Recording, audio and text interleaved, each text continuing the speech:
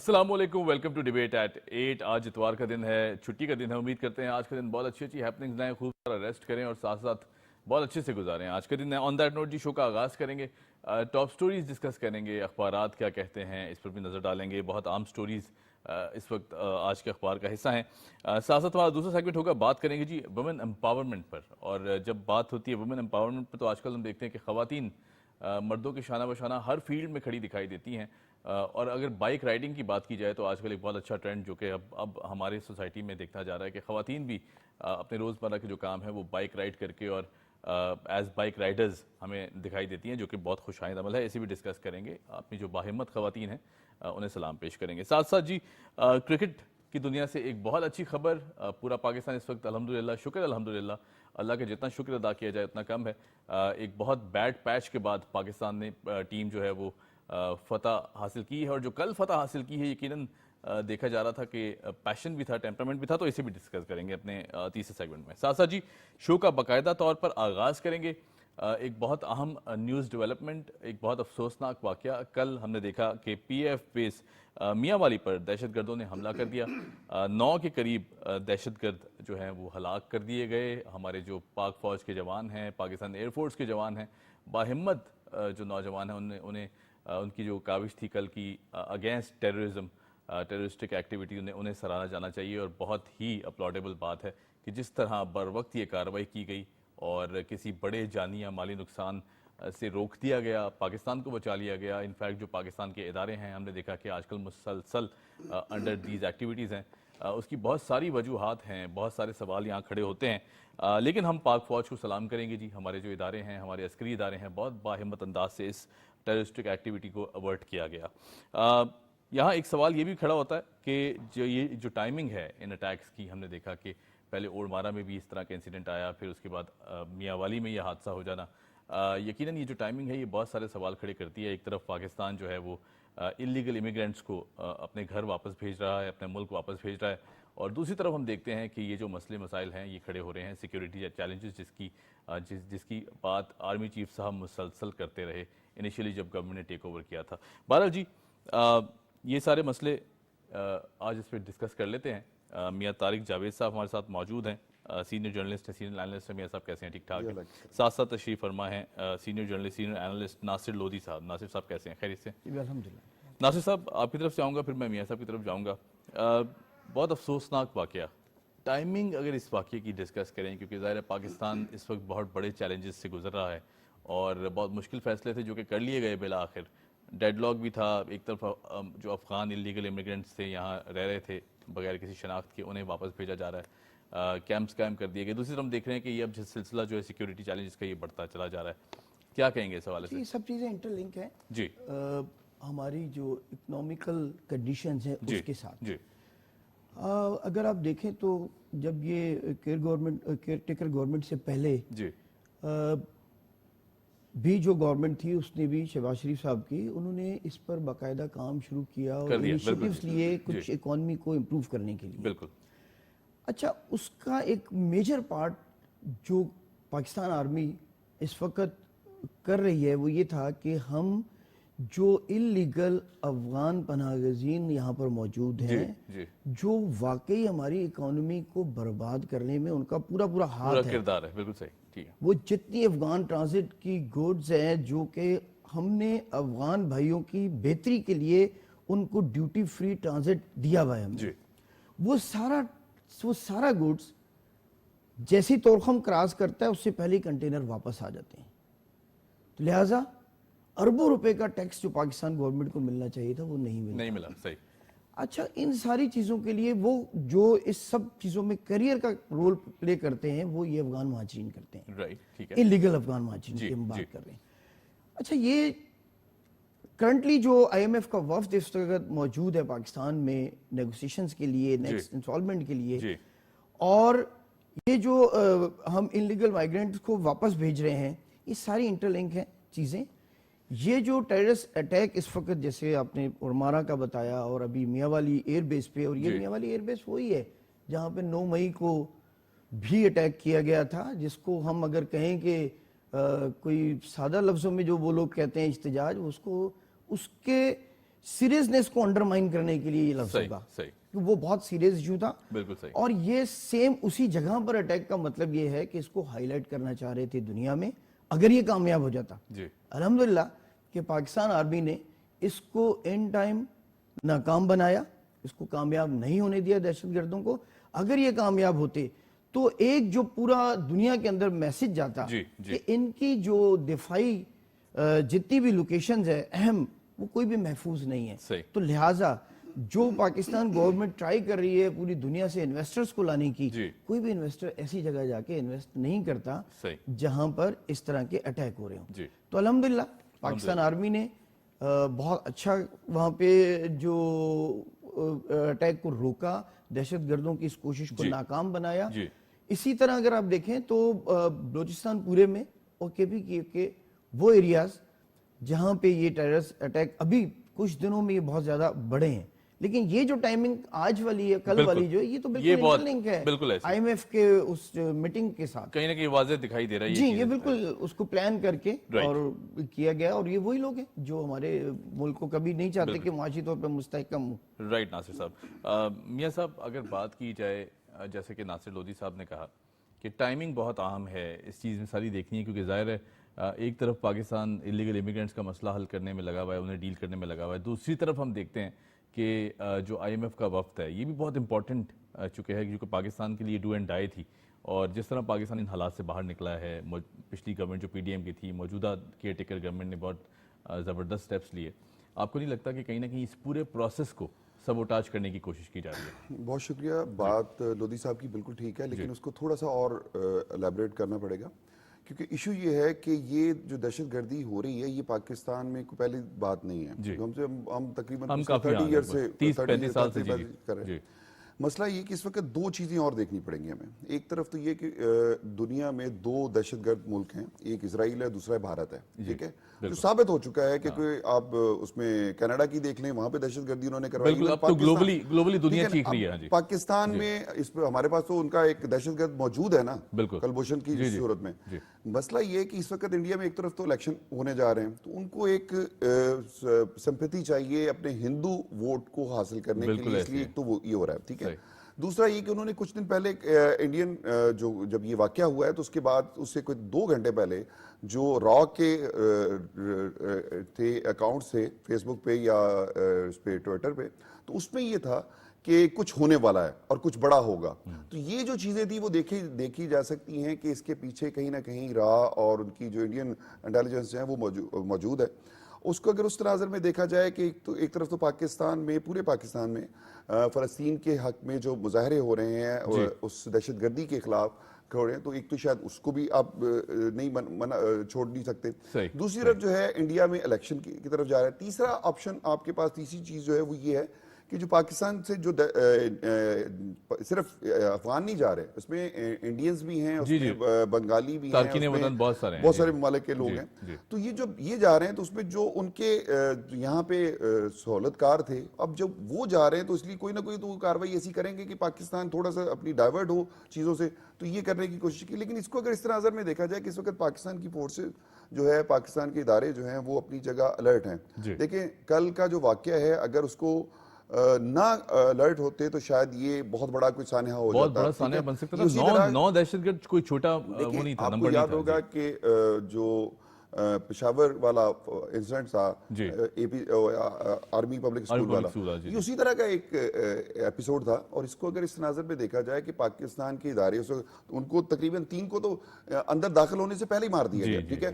फिर उसके बाद जो 3 हुए उनको मारा, और 3 जो है वो बाद में फिर वो रनवे पे जाते हुए जो वो मारे गए। तो ये सारी चीजें अगर इस तनाज़र में देखा जाए कि हम लोग जो काम कर रहे हैं, देखें हम पूरी दुनिया इस चीज को तो मानती है कि हम सबसे ज्यादा मुतासर हुए हैं दहशतगर्दी से, ठीक है। हमारे कुछ 70,000 के करीब तो जो सिविलियन और फौजी जो हैं वो मारे गए हैं। लेकिन मसला ये है कि इन सारी चीजों के बावजूद भी डू मोर जो है वो पाकिस्तान को कहा जाता है कि पाकिस्तान करे। क्यों करे भाई?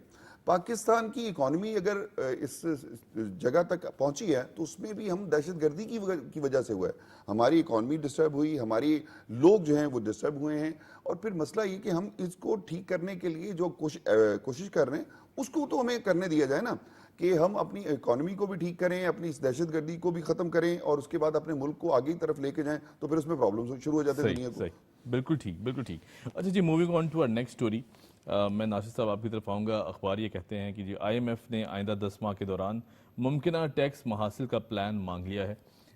اگر ہم ابھی موجودہ ٹارگٹس کی بات کریں تو آئی ایم ایف بڑا خوش تھا ہم سے, کیونکہ جس طرح ہم نے ٹیکس ریونیو جنریٹ کیا, تاریخی طور پہ کہا جا رہا تھا کہ بہت زیادہ, جو کہ ہمیں سٹینڈرڈ سیٹ کیے گئے تھے یا جو ٹارگٹس دیے گئے تھے اس سے ہم نے بہت اچھا ٹیکس وصولی کی اس سال پاکستان نے. اور اگر ٹیکس نظام کی بات کریں تو آپ کو لگتا ہے کہ ابھی بھی کچھ لوپ ہولز باقی ہیں؟ گرے اکانومی کو ڈاکیومنٹ کافی حد تک کر لیا گیا ہے, لیکن پھر بھی ابھی جو عام آدمی ہے یا جو عام بزنس مین ہے وہ پھر بھی ٹیکس نیٹ سے بچ جاتا ہے. کیا کہیں گے؟ اچھا نہیں, اب دیکھیں جیسے جیسے یہ جو لاسٹ ہمارے جو اسحاق ڈار صاحب جی انہوں نے جو پلان, اچھا یہ اس سے پہلے جب گورنمنٹ میں تھے تو اس وقت بہت ساری چیزیں لائن اپ کر دی تھی. صحیح ہے. اور وہ اس کی کنٹینیوٹی بیچ میں ختم ہوئی 4 سال. جی جی, کیونکہ حکومت چلی گئی تھی, اور اس کے بعد اب دوبارہ اس کو کنٹینیو کیا ہے. تو اب چیزیں, یہ جو ٹیکس میں جو ریونیو کی کلیکشن انکریز ہوئی ہے, اس کی بیسک وجہ یہ ہے کہ زیادہ تر چیزیں لنک اپ کر دی گئی ہیں نادرا کے ساتھ, ڈاکیومنٹڈ کر دیا گیا پراپرلی, زیادہ اچھے انداز میں اس کو ڈیجیٹلائز کر دیا گیا اور ڈاکومنٹ کر دیا گیا.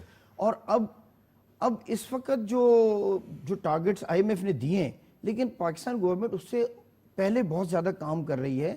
دیکھیں ایک بڑا سمپل سا ایک ڈیسک اب قائم کر دیا ہے کہ اگر میں ٹریول کرتا ہوں ریگولرلی, مطلب پاکستان گورنمنٹ کا ایک پہلا ٹارگٹ تو یہ ہے کہ ہم ان لوگوں پر ٹیکس لگائیں جو امیر طبقہ ہے ہمارا, وہ طبقہ جو ٹیکس سے بچ جاتا تھا. ٹھیک ہے, پہلا ٹارگٹ تو یہ تھا.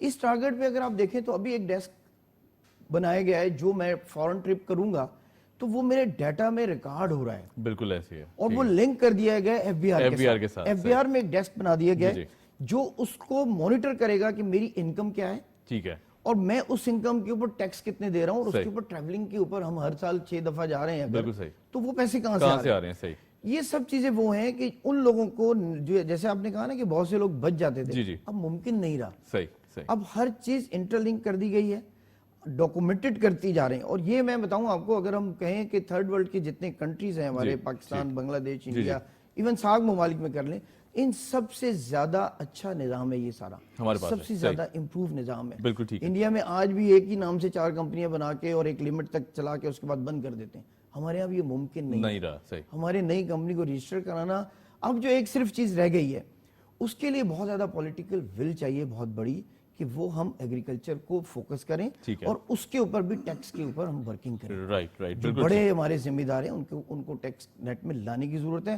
اور آئی ایم ایف کے جو شرائط ہیں, جو نیکسٹ جو پلان انہوں نے مانگا ہے, وہ پلان مانگا ہے, کوئی یہ نہیں کہا کہ آپ نے بالکل صحیح, ٹھیک ہے, پلان, بہرحال وہ پلان تو سبمٹ کرنا ہے جو کہ ہم قرض لے رہے ہیں, تو اس کے لیے ہمیں پلان, اور اس پلان میں ہم انشاءاللہ آپ دیکھیے گا کہ ہم اس سے زیادہ بہتر انداز میں پرفارم کر رہے ہیں, جو کہ اس کو پروو بھی ہوا ہے ابھی پریکٹیکلی. جو ابھی ٹیکس جو کلیکشن ہوئی ہے وہ ریکارڈ کلیکشن ہوئی ہے. بالکل ٹھیک ہے ناصر صاحب, پوائنٹ ویل ٹیکن. اچھا میاں صاحب, اگر بات کی جائے, جیسے ناصر صاحب ذکر کر رہے تھے, ایف بی آر کو اگر ڈسکس کر لیں, کیونکہ ظاہر ہے میں یہ نہیں کہتا کہ نظام میں بہت سی بہتری کرنے کی ضرورت بھی ہے یا بہت سی, تو ڈیفینیٹلی ہم جانتے ہیں کہ لوپ ہولز ہیں, لیکن ایف بی آر کا رول بھی بڑا پرو ایکٹیو رہا تھرو آؤٹ دی انٹائر. اگر ہم بات کریں پچھلے 10 سال کے اندر کافی سارے اپس اینڈ ڈاؤنز بھی دیکھے, لیکن جو ٹیکس کلیکشن ہے, آپ کو لگتا ہے کہ ایف اے ٹی ایف کے بعد سے خاص طور پہ پاکستان ایک ڈفرینٹ پاکستان ہے, کیونکہ جو اکانومی ہے وہ ڈاکیومنٹ کر دی گئی, ٹیکس نیٹ سے اب بچنا, جیسا کہ ناصر صاحب نے بھی کہا, اور یقیناً اب مشکل ہوتا چلا جا رہا ہے کہ اگر آپ ٹیکس ایویڈ کرنا کوشش کریں یا چوری کرنے کی کوشش کریں تو اب یہ بھی آسان نہیں رہا. کیا کہیں گے؟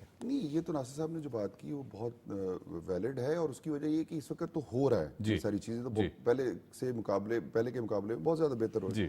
لیکن مسئلہ پتہ کیا ہے کہ ہمیں اپنی ایسی پالیسیاں بنانی ہیں جو پالیسیاں آپ کی ملک کے لیے فیزیبل ہیں, جو آپ کے اداروں کے لیے فیزیبل ہے, جو آپ کے عوام کے لیے فیزیبل ہے. لیکن مسئلہ یہ ہے کہ آئی ایم ایف وہ ساس ہے کہ جو کبھی خوش نہیں رہ سکتی, آپ سے خوش نہیں ہو سکتی, ٹھیک ہے.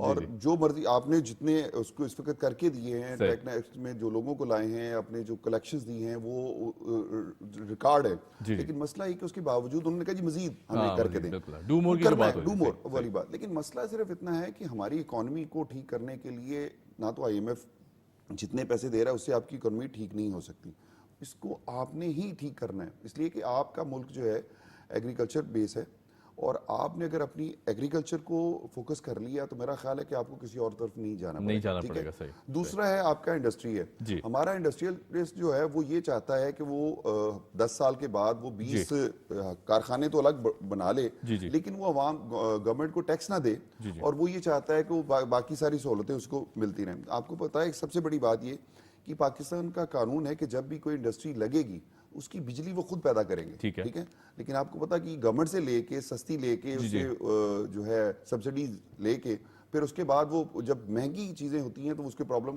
کرتے ہیں کہ ہمارے وہ اس پہ کہتے ہیں کبھی اسٹرائک کرتے ہیں, کبھی کچھ کرتے ہیں, کبھی احتجاج شروع کر دیتے ہیں. تو یہ چیزیں ٹھیک کرنے سے پہلے ہمیں اپنی جو پالیسیز ہیں ان پہ فوکس کرنا پڑے گا. ہمارے پاس پالیسی بیسکلی فقدان ہے پالیسیوں کا, کیونکہ ہمیں پتہ ہی نہیں ہوتا ہے کہ ہماری پالیسی کیا ہے, اور آج اگر یہ گورنمنٹ گئی ہے تو کل کو پالیسی کیا ہوگی ہمارے کسی کو پتہ ہی نہیں. ٹھیک ہے, اسٹیٹ کی جو پالیسی ہے نا وہ ہونی چاہیے جو کنٹینیو رہے, جس میں آپ کی ملکی عوام اور ملک کے لیے اور اسٹیٹ کے لیے جو ہے وہ فیزیبل. رائٹ, بالکل ٹھیک ہے جی. اچھا کوئکلی ہمارا سیگمنٹ تھوڑا سا ٹائم ہمارے پاس کم ہے. ایک اور اہم ڈیولپمنٹ ہے جو کہ میں ظاہر ہے کیونکہ آج کل یہ آن گوئنگ ایشو ہے, بڑا افسوسناک یہ واقعہ ہے. اسرائیلی دہشت گردی کا 29واں روز, اسکول پر بمباری, 20 شہید, ترک سفیر کی احتجاجاً واپسی. بربریت کا جو ایسا نمونہ ہے ہمیں میرا خیال سے کہیں مثال نہیں ملتی.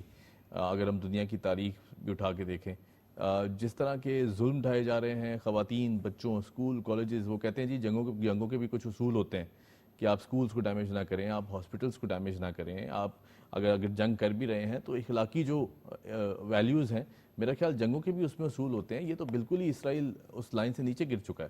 اصل میں اسرائیل نے, صرف اسرائیل نہیں, اس نے پوری دنیا کو برہنہ کر دیا ہے کہ یہ بیسیکلی ان کے سٹینڈرڈ ہیں. صحیح. امریکہ اس کے لیے کچھ نہیں بولتا. ابھی 2 دن پہلے الشفا ہاسپٹل پہ اٹیک ہوا. دنیا کی کسی بھی تاریخ میں یہ جنگی جرائم کا حصہ ہے. بالکل. UN بیان تو دیتا ہے کہ یہ جنگی جرائم میں ملوث ہیں, لیکن کبھی UN کی فورس نہیں آ رہی وہاں پر ان کو بچانے کے لیے. ہاسپٹلز اور عام شہری آبادیوں پر حملہ, تو مطلب یہ تو ہمیں لگ رہا ہے چنگیز خان کے دور میں آ گئے. ہم سیولائز دنیا میں رہتے ہی نہیں ہیں, جہاں کے کچھ رول ریگولیشنز ہیں, جہاں یہ UNO بنا اسی لیے تھا کہ ہم دنیا میں رہنے والے جتنے بھی ملک ہیں کسی ایک خاص ایجنڈے پہ, کسی خاص پروٹوکول پہ ہم ساری SOPs پہ آپریٹ ہوں گے. اس میں ان کے تمام معاملات, چاہے وہ اقتصادی ہوں چاہے اور کسی وجہ سے اگر جنگ ہو تو بھی UNO اس میں انوالو ہوگا, اور اس کے کچھ اصول اور قواعد و ضوابط ہیں. اس کے باوجود یہاں پر کسی پر عمل نہیں ہو رہا ہے, اور وہ گھس بیٹھی ہے جو 1948 میں یہاں پر آ کر گھسے, وہ آج وہاں کے قابض ہیں اور مالک بنے ہوئے ہیں, اور جو وہاں کے مقامی لوگ تھے جو ان کا جرم صرف یہ کہ مسلمان ہیں. صحیح, بالکل ٹھیک. یہ جگہ سب کے لیے محترم ہے, بالکل, کرسچنز کے لیے بھی, یہود کے لیے بھی ہے, اور مسلمانوں کے لیے بھی ہے. مسلمانوں کا یہ قبلہ اول ہے. صرف ان کا جرم یہ ہے کہ وہ مسلمان ہیں, وہ صرف ان کا جرم یہ ہے کہ وہ ان کو آنکھیں دکھا سکتے ہیں. بالکل ٹھیک. یہ اس کا بدلہ ان سے تو نہیں لے سکتے جنہوں نے آنکھیں دکھائی. معصوم بچوں پہ ظلم کر رہے ہیں, اور کوئی اقوام متحدہ اس پہ بول نہیں رہا ہے.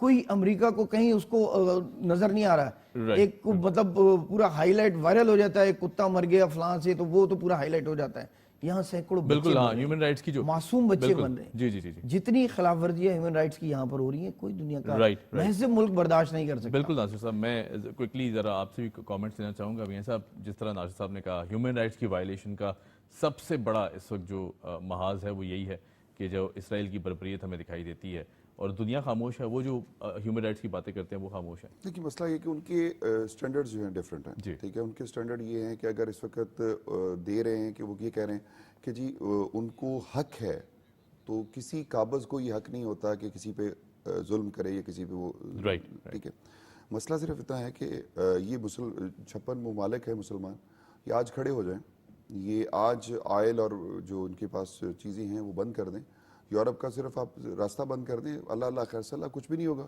یہ سارے چیخ اٹھیں گے اور پھر یہ ان کو ساری کی ساری چیزیں جو ہیں آپ کو ٹھیک کرنا ہے. دوسری بات یہ کہ اگر آپ مسلمانوں کے مسائل یا ان کے جو تحفظات ہیں ان کو دور نہیں کر سکتے تو پھر اقوام متحدہ کی ہمیں ضرورت نہیں ہے. پھر مسلمان وہی جو بھٹو صاحب نے کہا تھا کہ جی ہمیں ایک اپنا مسلم بلاک بنانا ہے, وہ بنائیں اور اس پہ آپ اپنے مسائل کو خود ایڈریس کریں, کیونکہ مسلمانوں کے پاس آئی ایم ایف کی ضرورت نہیں ہے. ہمیں ہمارے اپنے مسلمانوں کے جو مسلم بینک جو انہوں نے شروع کیا تھا, جس کی وجہ سے بھٹو صاحب کو جانا پڑا یا شاہ فیصل کو جانا پڑا, تو اس کی طرف ایڈریس کرنا پڑے گا ان سب لوگوں کو.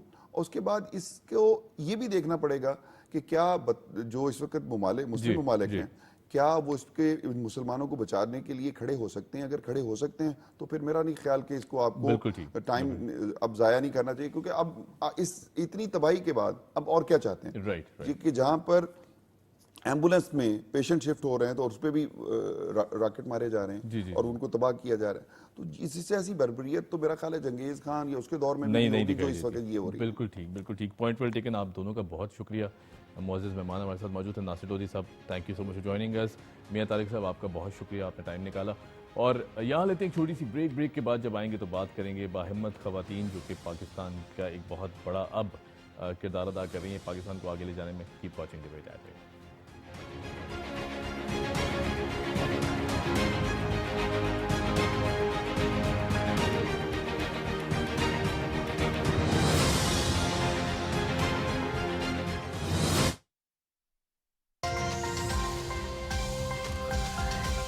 جو بائی لیٹرل ایگریمنٹ تھے سی پیک کے چائنا کے ساتھ, کیا عالمی اداروں کے ساتھ کیا وہ شیئر کیے گئے؟ اگر وہ اس وقت شیئر کیے گئے تو یہ بھی ایک اور بریچ آف کانفیڈنس تھا کہ جو چین کے ساتھ جو اعتماد تھا اس کی میرا خیال ہے کہ بریچ کی گئی. کیا یہ ان کی نیت تھی یا ان کی غفلت تھی یا ان کی نااہلی تھی, یہ ایک سوال ہے. اگر یہ پانی اور بجلی کے منصوبے ہم 6 مہینے یا 10 ماہ کے اندر مکمل کر سکتے تھے, 4 سالوں کے اندر 4 سالوں میں ان پر کیوں نہیں کام کیا گیا؟ سی پیک کا مستقبل الیکشن کے نتائج کے اوپر ڈیپینڈ کر رہا ہے.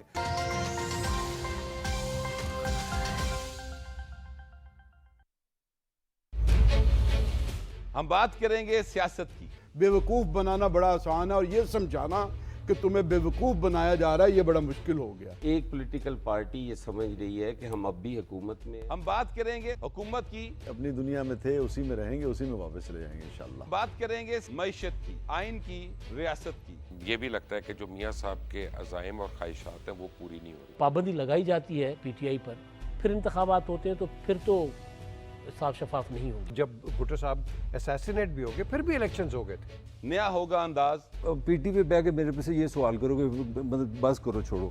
7 بجے گوہر کے ساتھ صرف پی T V news.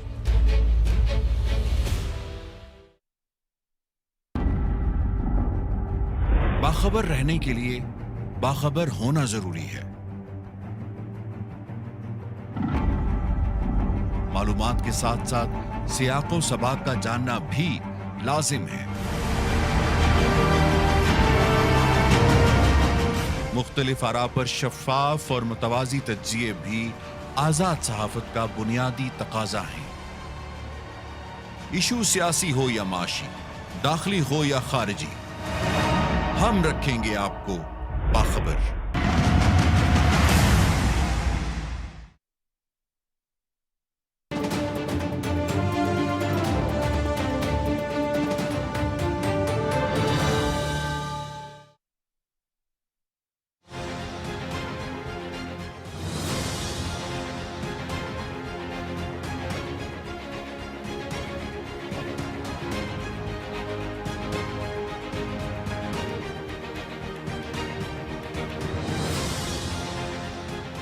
Welcome back after the break. بات کر رہے تھے باہمت خواتین پاکستان, جو اب دیکھتے ہیں کہ پہلے یہ بات کی جاتی تھی کہ ویمن امپاورمنٹ خواتین کے پاس نہیں ہے, پھر انہیں اس طرح پروموٹ نہیں کیا جاتا. لیکن اب ہم دیکھتے ہیں کہ انفیکٹ مردوں کی شانہ بشانہ, میں تو نہیں کہوں گا کہ مردوں سے بہت آگے کہیں ہماری جو خاتون ہیں, خواتین ہیں, وہ نکل چکی ہیں, جو کہ بہت خوش آئند عمل ہے.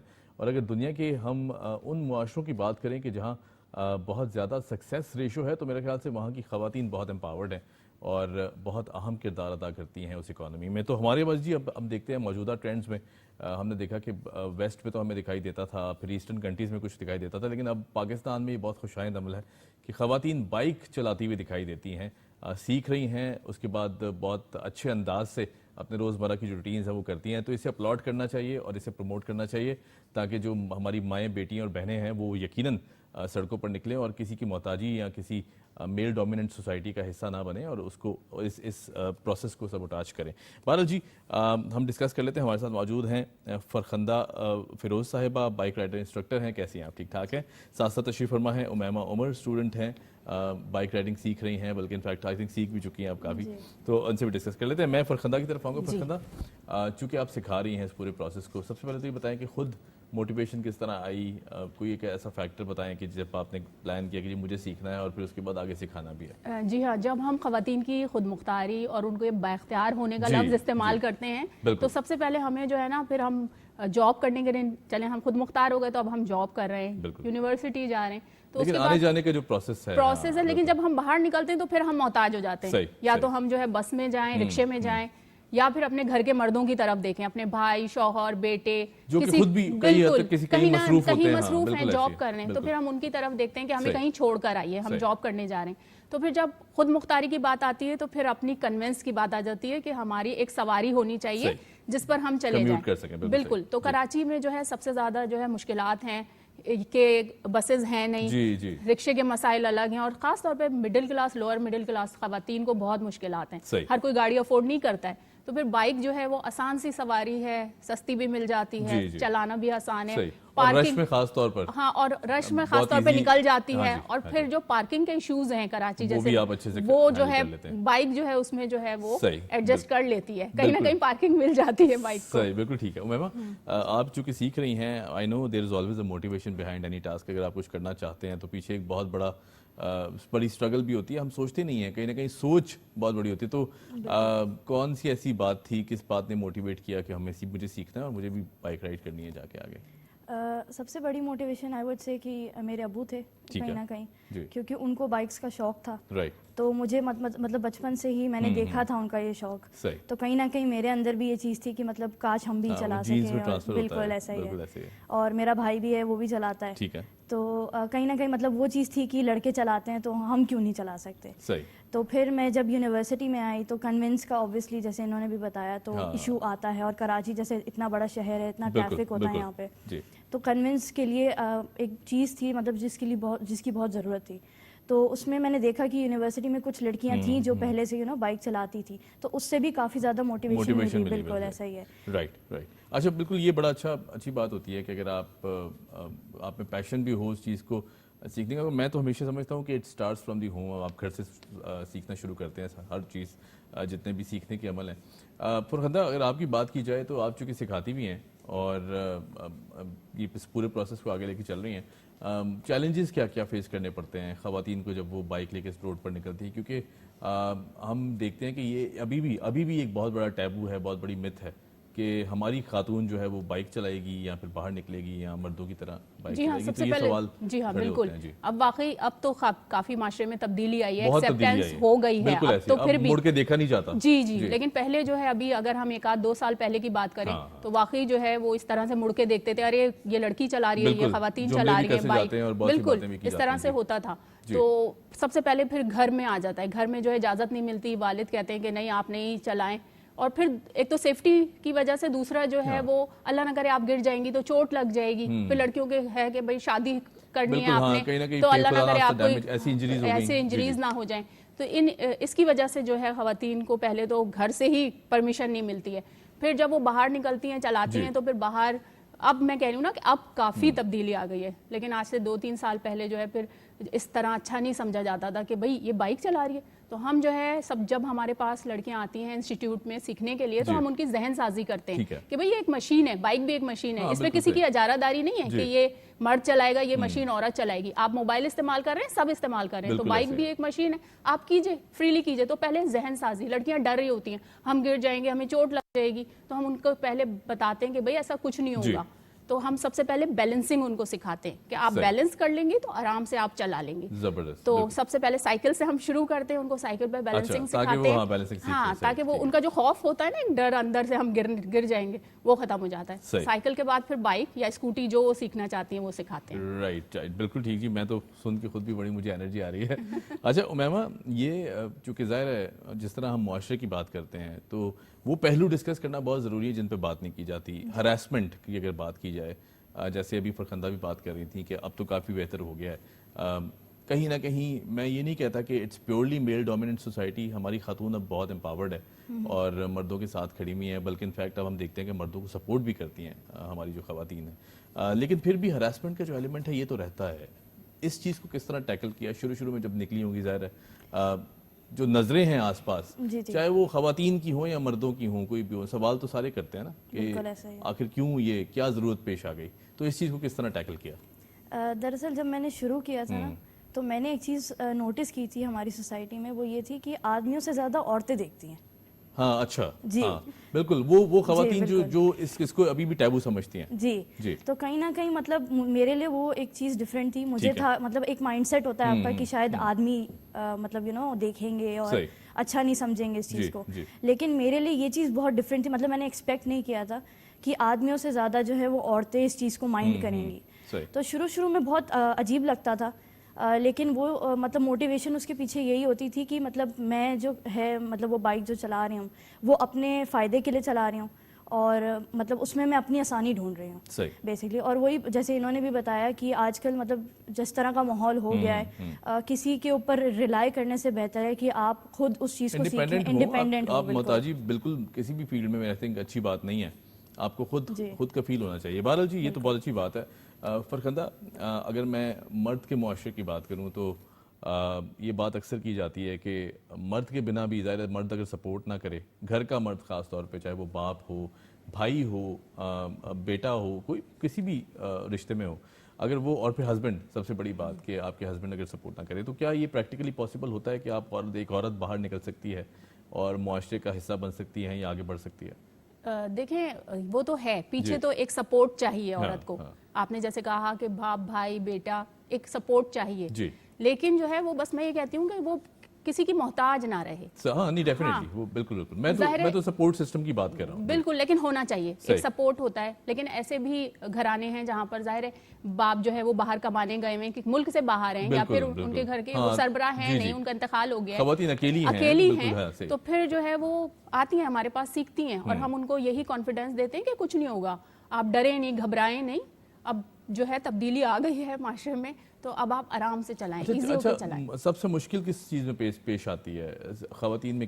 کس چیز کا ڈر زیادہ ہوتا ہے؟ اگر ان کو آپ سکھانا بھی شروع کریں تو چیلنجز کیا ہیں اس پروفیشن میں؟ دیکھیں, سب سے پہلے تو ڈر, ان کا دل میں ڈر, میں گر جاؤں گی, مجھے چوٹ لگ جائے گی, ٹھیک ہے, یہ ایک تو یہ ڈر ہے, ایک یہ ڈر ہے. اس کے بعد پھر جب ہم باہر روڈ پہ نکلیں گے تو روڈ پہ پتہ نہیں کیا ہوگا, روڈ کانفیڈنس کی بات آ جاتی ہے, روڈ کانفیڈنس, کہ ہمیں جو ہے وہ کہیں کوئی آ کے ہم سے ٹکرا نہ جائے, یا ہمیں چوٹ نہ لگ جائے, ہمارا ایکسیڈنٹ نہ ہو جائے باہر روڈ پہ بھی. تو سب سے پہلے ہم ان کو جو ہے نا کانفیڈنس یہ دیتے ہیں کہ آپ کو کچھ نہیں ہوگا, آپ گھبرائیں نہیں, آپ ڈریں نہیں, کوئی کچھ ہمیں کہے نہ, کوئی ہم پہ فکرے نہ کسے, تو ہم کہتے ہیں کہ آپ اگنور کریں, کوئی آپ کی مدد کرنے تو نہیں آ رہا نا, آپ کو خود کام کرنے. کیا آپ کا کوئی آ رہا ہے کام کرنے کے لیے؟ تو صحیح ہے, جب آپ کو خود ہی کرنا ہے تو نکلیے, کیجئے اپنے کام, اپنی زندگی آسان کیجئے, آسان کریں, یہ بڑی اچھی بات ہے. جی, تو آپ اگنور کیجئے, جو بھی آپ اپنے کام سے کام رکھیے. بالکل, ہاں, کوئی اور مدد کرنے کو نہیں آئے گا. بالکل, آپ کو اپنا کام جب خود کرنا ہے تو خود کیجئے. رائٹ جی, یہ بڑی اچھی بات ہے. اچھا امیمہ, چونکہ ہم ڈسکس کر رہے ہیں, ظاہر ہے بائکس کا جو پروفیشن ہے یقیناً بڑا کیا کہیں گے اٹریکٹ کرتا ہے ہر انسان کو, چاہے وہ مرد ہو, عورت ہو, ڈفرینٹ قسم کی فینسی بائکس. اب تو ہم دیکھتے ہیں کہ ٹیکنالوجی میں اتنی جدت آ چکی ہے, اتنے زبردست ہمیں بائکس دکھائی دیتی ہیں روڈز پہ. آپ کو لگتا ہے کہ ابھی بھی, چونکہ ظاہر ہے جو کرنٹ سینیریو ہے اس میں بائنگ پاور یا ان طرح یہ بہت بڑے مسئلے ہیں, تو ابھی بھی جو بائکس ہیں دیر آؤٹ آف دا ریچ, اگر اچھی بائک خریدنا چاہیں تو آپ کو لگتا ہے کہ ابھی بھی پیسے بہت سارے چاہیے اس کے لیے آپ کو, یا پھر اٹس ایزیلی ایکسیسیبل؟ نہیں, بالکل صحیح بات ہے. جس طرح کی اکانومی ہماری ملک میں اس وقت چل رہی ہے, تو ظاہر سی بات ہے جو نیچے کے لوگ ہیں ان کے لیے اٹس ڈیفیکلٹ کمپیریٹیولی, اگر بات کریں, بالکل ایسا ہی ہے.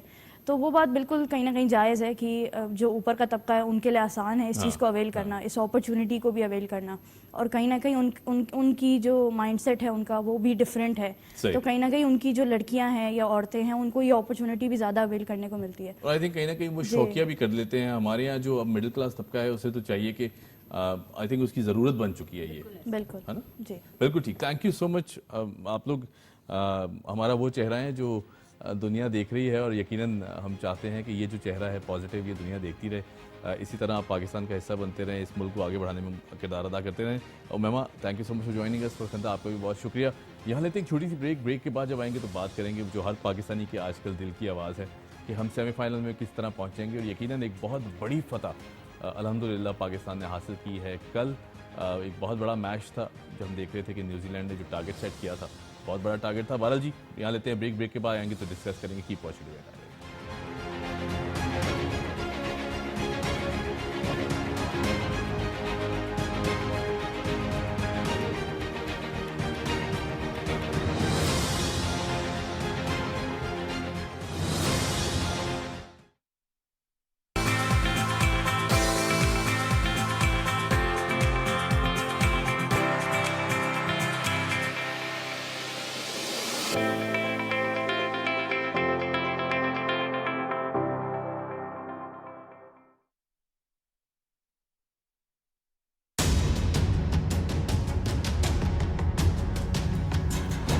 مودی حکومت کے مقبوضہ جموں کشمیر میں حالات کے معمول پر ہونے کے دعوے جھوٹ کا پلندہ ہیں. مقبوضہ جموں کشمیر میں شہادتیں اور گرفتاریاں حالات کے معمول پر ہونے کے بھارتی دعووں کی نفی ہے. مقبوضہ جموں کشمیر میں سیاسی رہنماؤں, صحافیوں اور انسانی حقوق کی کارکنوں کی غیر قانونی گرفتاریاں روز کا معمول ہیں. مقبوضہ جموں کشمیر میں حقیقی امن کا قیام حق خود ارادیت کے وعدے کو پورا کیے بغیر ممکن نہیں. مسئلہ کشمیر کے حل کے بغیر جنوبی ایشیا میں امن کا قیام ایک خواب ہی رہے گا.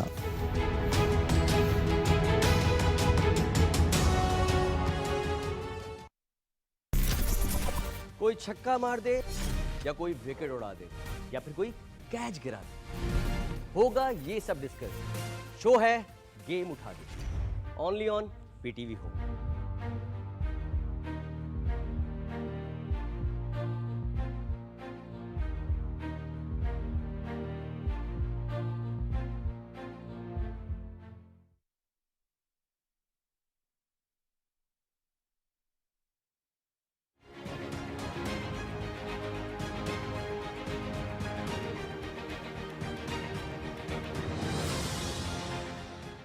Welcome back after the break. اب بات کر لیتے ہیں کرکٹ پر, کیونکہ کل ایک بہت بڑا میچ تھا پاکستان ورسز نیوزی لینڈ. اور جب نیوزی لینڈ نے پہلے بیٹنگ کرتے ہوئے 402 رن کا ایک دیو ہیکل قسم کا ٹارگٹ سیٹ کیا پاکستان کے لیے, تو میں نے خود بذاتے کرکٹ فین ہونے کی حیثیت سے میں نے ٹی وی بند کر دیا. میں نے کہا شاید اب یہ میچ ہم ہار چکے ہیں اور یہیں ہمارا سلسلہ جو ہے وہ سیمی فائنلز کی جو امید ہے وہ دم توڑ جائے گی. کیونکہ 402 رن چیز کرنا, جو کہ پاکستان نے 345 رنز بھی چیز کیے تھے, لیکن بہرحال یہ ایک بہت اپسیٹنگ اور بہت بڑا ٹوٹل تھا.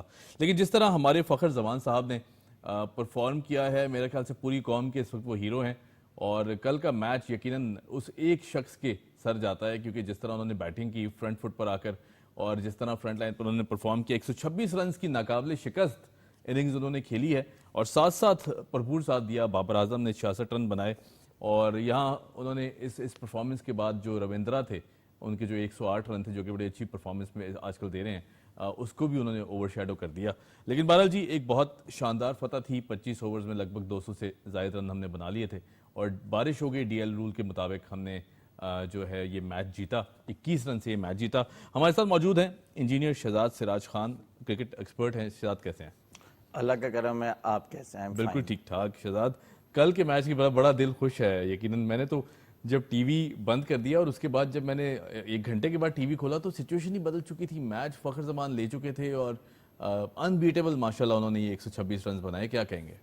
بالکل آؤٹ اسٹینڈنگ پاکستان نے جس طرح کل کھیلا, ونڈرفل. مطلب پاکستان اس پورے ورلڈ کپ میں پاکستان بہت عجیب و غریب کھیلا. مطلب سری لنکا پہ چیز کر گیا, انڈیا سے بیٹنگ وکٹ پہ نارمل رن بنایا, پھر ساؤتھ افریقہ جو ٹیم کسی کے پکڑ میں نہیں آ رہی تھی, पाकिस्तान ने उसको ऐसा पकड़ा कि आखिरी 10 ओवर में 1-1, 2-2 रन बनाना उनके लिए मुश्किल होता। बिल्कुल ऐसे है। कल का जो स्कोर था 400 रन, बारिश हुई, कंडीशंस बहुत ऐसी थी कि पाकिस्तान 400 रन तो इम्पॉसिबल किसी भी टीम के लिए किसी भी प्लेटफॉर्म पे। जिस तरह फकर ने कल खेला, और अगर ये पूरा कंटिन्यू भी करते ना तो मेरे ख्याल मैं तो कह रहा था डबल सेंचुरी बनाते हो, बाबर सेंचुरी बनाते हो, पाकिस्तान शायद 1-2 ओवर पहले ये कर देता, मैच खत्म कर देता। जिस तरह उन्होंने छक्के मारे कल से मैं देख रहा हूँ इंडियन मीडिया, फखर, बाबर आजम और पाकिस्तान, ये 3 चीजें डिस्कस हो रही हैं। अच्छा, कल बाबर आजम और फखर की एक वीडियो मैसेज भी आता है जिसमें उन्होंने डिस्कशन की और पीसीबी ने इसको अपने सोशल मीडिया हैंडल्स पे भी डाला।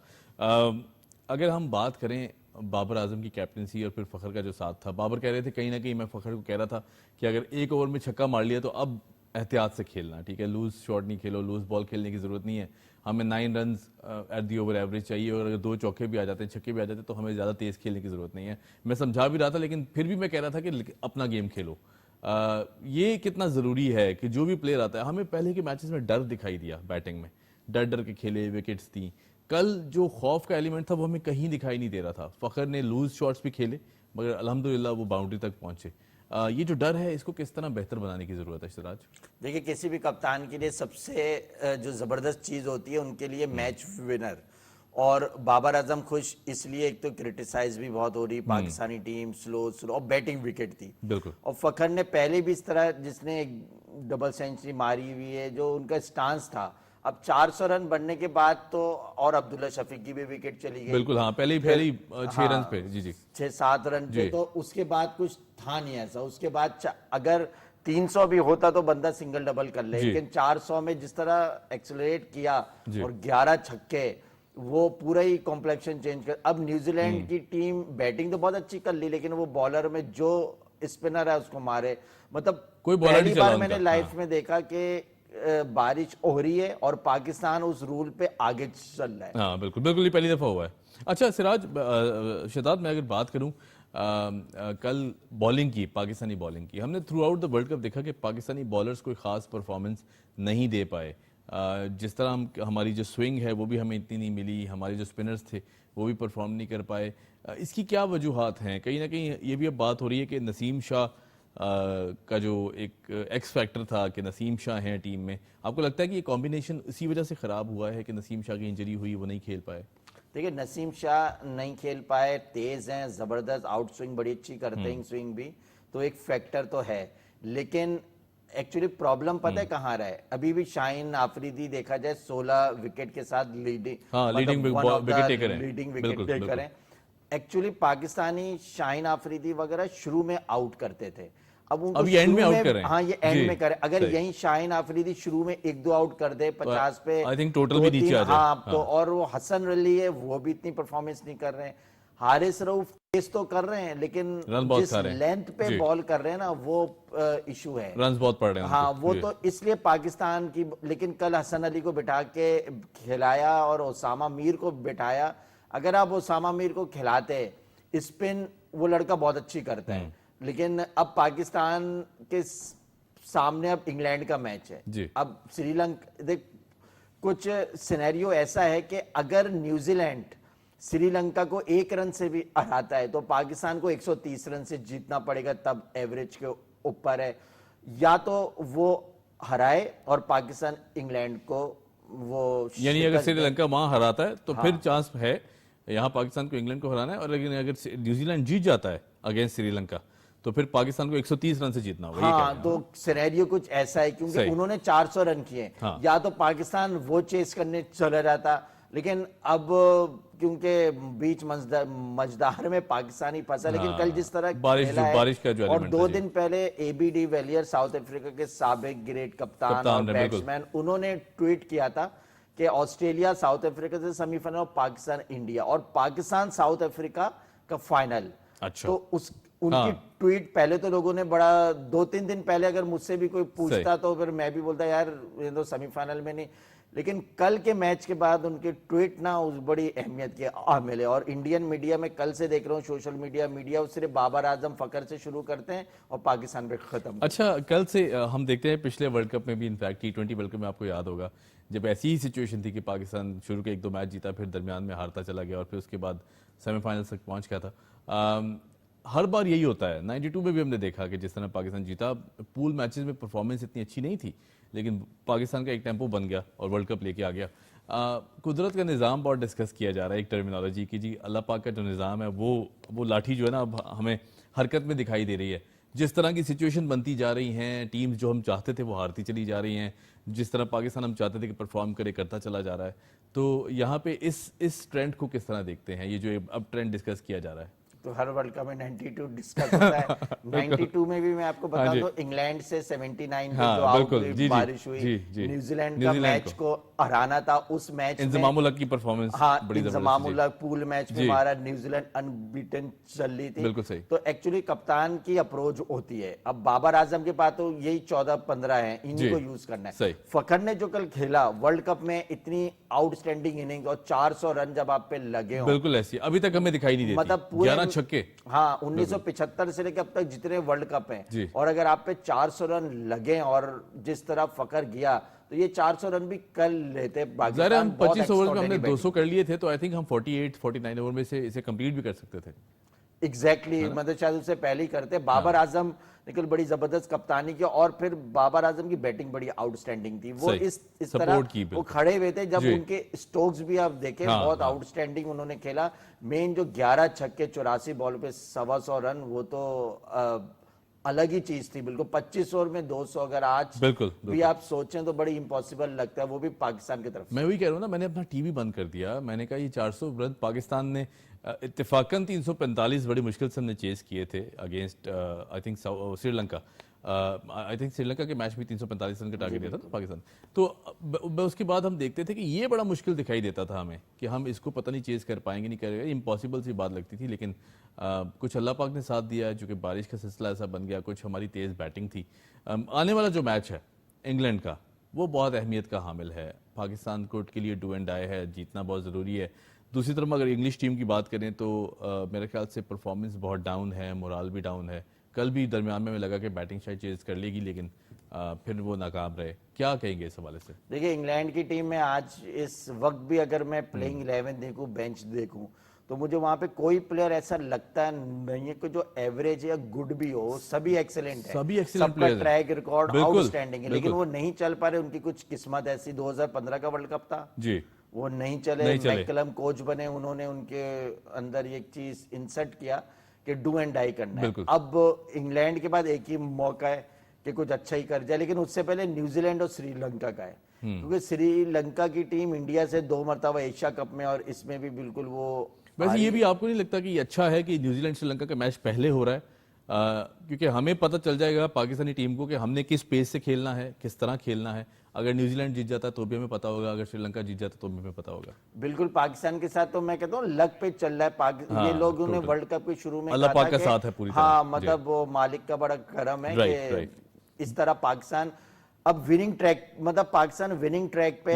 دہشت گرد کے بعد پاکستان کو چاہیے کہ انگلینڈ کے خلاف میچ میں فل اسٹرینتھ سے کھیلے, جس طرح فخر نے بیٹنگ کی اسی طرح کرے. بالکل ایک اچھا ٹارگٹ دے. کولکتہ میں میچ ہے, گراؤنڈ ایسا ہے کہ بیٹنگ وکٹ ہی ہوتی ہے. اب دیکھتے ہیں کیا ہوتا ہے. شہزاد بہت شکریہ, thank you so much joining us. Shahzad Siraj Khan ہمارے ساتھ موجود تھے, اور امید کرتے ہیں کہ پاکستان جو ہے اپنا آخری پول میچ انگلینڈ کو ایک بڑے مارجن سے ہرا کر سیمی فائنل کی دوڑ کا حصہ بنے گا. اسی دعا کے ساتھ پورے پاکستان یہ دعا کر رہا ہے. ہمیں دیجیے اجازت, آپ سے ملاقات ہوگی اگلے ہفتے کی صبح. Keep watching.